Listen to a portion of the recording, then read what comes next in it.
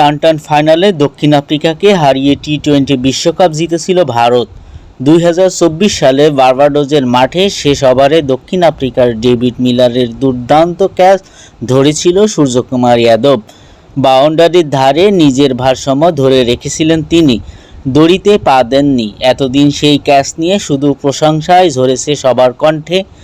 তবে এবার সেই ক্যাচ নিয়ে প্রশ্ন তুলে দিলেন ভারতের সাবেক ক্রিকেটার আম্বানি রায়ুডু। তার দাবি, ফাইনালে সূর্যকুমার ক্যাচের আগে বাউন্ডারির দড়ি পিছিয়ে রাখা হয়েছিল। সেই বিশ্বকাপে রায়ুডু ধারাভাষ্যকারের ভূমিকায় ছিলেন।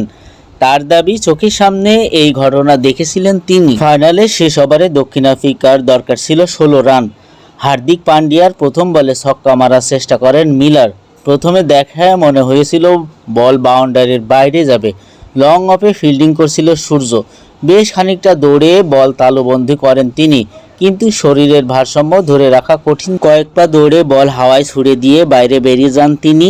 আবার মাঠের ভিতরে ঢুকে বল তালুবন্দী করেন। সেই ছক্কা হলে দক্ষিণ আফ্রিকার দরকার থাকতো 5 বলে 10 রান, অর্থাৎ জেতার সুযোগ অনেকটা বেড়ে যেত। কিন্তু মিলার আউট হওয়ার সাথে সাথেই সেখানে আশা শেষ হয়ে যায়। সূর্যের ক্যাচ নিয়ে শুভঙ্কর মিশ্রণের ইউটিউবে ভিডিওতেও মুখ খুলেছেন রায়ুডু। তিনি বলেন, বিরতির সময় সম্প্রচারকারী চ্যানেল বাউন্ডারির কাছে চেয়ার পেতেছিলেন। সেখানে দাঁড়িয়ে ধারাভাষ্যকাররা কথা বলছিলেন। চেয়ার পাতার সময় বাউন্ডারির দড়ি কিছুটা সরানো হয়েছিল, পরে আর সে আগের জায়গায় ফেরানো হয়নি। সেক্ষেত্রে কৌশলে ভারতকে দায়ী না করে শুধু সম্প্রচারকারী চ্যানেলকে এই কাঠগড়ায় তুলেছিলেন তিনি।